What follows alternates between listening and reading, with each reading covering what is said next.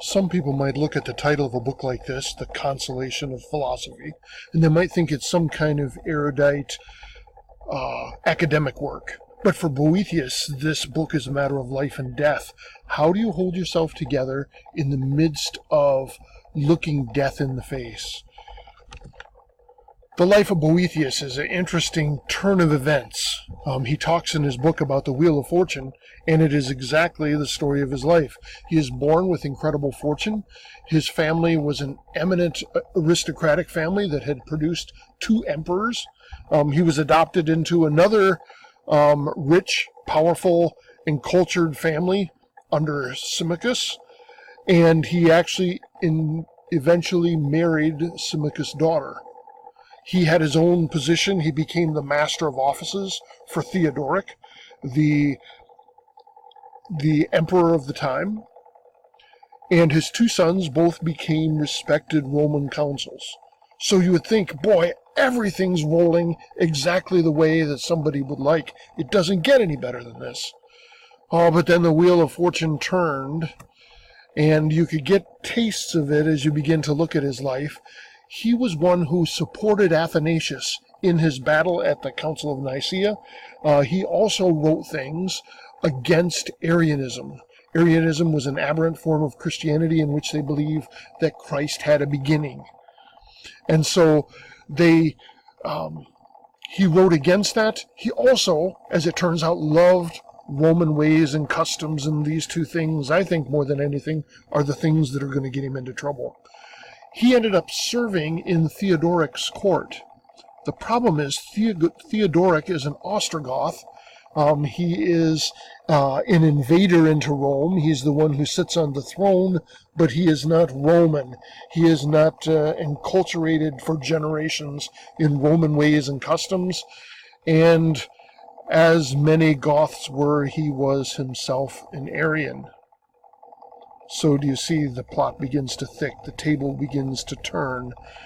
So eventually, Boethius is charged with disloyalty to the king, treason, sorcery, all charges that he denied, and they're probably charges that were trumped up, were whipped up by his enemies to get him into trouble, much like the enemies of Daniel tried to get him in trouble.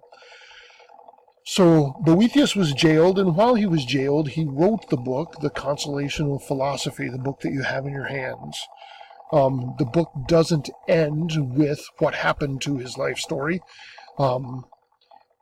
but he was eventually killed for these trumped-up crimes. For those junior hires among us, I'll tell you exactly what he died in all the gory detail. He was eventually bludgeoned to death by his jailers after the jailers had twisted ropes around his head and pulled so tightly that his eyes popped out of their sockets. Okay, so the table of fortune, the wheel of fortune has turned. His life is one of great joy, happiness, prestige, honor, wealth, influence. And then the table turns and he finds himself sitting in a prison cell, lamenting this turn of events. And how would he come to deal with what has happened to him? Seems like all of the reward that he's received has been a fickle thing, has been an inconstant thing. So he writes this book. It is 5 different books in one. The first book is called The Sorrows of Boethius, in which he talks about his position and how he is unfairly accused. It introduces the character of philosophy. So it's actually a story in which a character named Boethius and a character named Philosophy begin to work through his sorrows and move him to a point of acceptance and understanding of what God's will really is. So this is sort of the progression of these 5 books: The Sorrows of Boethius, The Vanity of Fortune's Gifts, True Happiness and Faults, Good and Ill Fortune, and then the last book is Free Will and God's Foreknowledge. So let's take a look at each of them in turn. The first one, of course, is setting up the rest of the books. You get his more biographical information about what has happened to him. And in it, he said, instead of reaping the rewards of easy virtue, I undergo the penalties of a guilt falsely laid to my charge. Whatever else happens, he tells philosophy, I know that God the Creator presideth over his work, nor will the day ever come that shall drive me from holding fast the truth of this belief. But he does sound whiny, and I gotta tell you, I would be more whiny given putting me in the position of Boethius. Just gotta tell you. The second book is is about the Wheel of Fortune, this sudden change of circumstances that inevitably brings about a certain commotion of spirit, he writes. Thou deemest, this is what philosophy tells him, thou deemest fortune to have changed toward thee, but you are mistaken. Fortune has always been inconstant. Such were ever her ways, such were ever her nature. And he says, the worst sting of all this misery is to once have been happy. And so in this chapter, in Book 2, philosophy begins to work with Boethius' understanding of fortune, and to remind him that there are things that fortune takes away, and there are things that fortune can't touch. Like Boethius' wife maintains her virtue. She continues to be able to live in a righteous way. His sons still have their positions of influence. The honor of the family continues. Those are things that fortune didn't take away, couldn't take away. And so Boethius is reminded that there are some things that fortune can't touch. That's how Book 2 goes. Book 3 is about true happiness and false. That is true and perfect happiness, he says, which crowns one with the union of independence and power and reverence and renown and joy. But he says we must invoke the Father of all things, for without this no enterprise sets out from a right beginning. What happens in this chapter, or in this book, is that philosophy begins to work Boethius from the point of seeing that happiness cannot reside in those things that are temporary. Happiness has to reside in the things that are permanent. He says it is necessary to acknowledge that God is very happiness. For since men become happy by the acquisition of happiness, while happiness is very godship, it is manifest that they become happy by the acquisition of godship, which means true happiness lies in our knowledge of God and in our becoming like him. He even writes, if only I were so blessed as to learn to know God who is the good. All right, so Book 1, The Sorrows of Boethius. Book 2, That Wheel of Fortune that we talked about. Book 3, Understanding what is happiness and what is not happiness. Book 4 then goes on to good and ill fortune.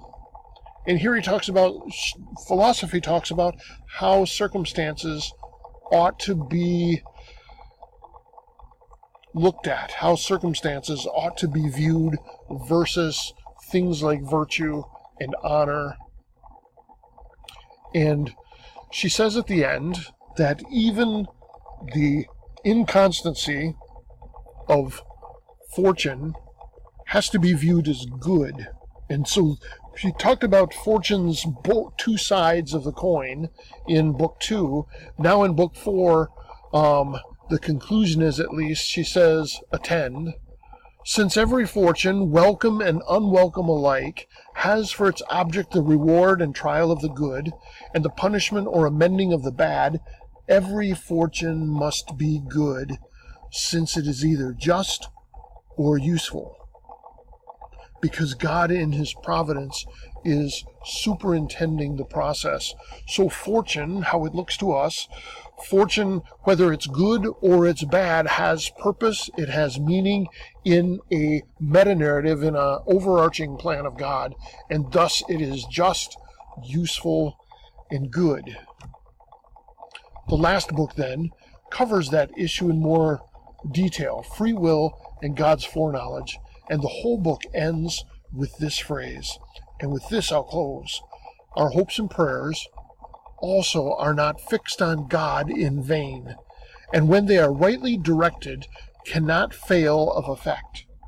Therefore, withstand vice, practice virtue, lift up your souls to right hopes, offer humble prayers to heaven.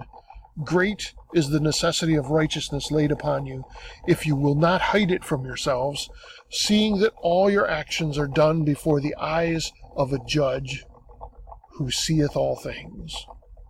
That's how Boethius ends his book.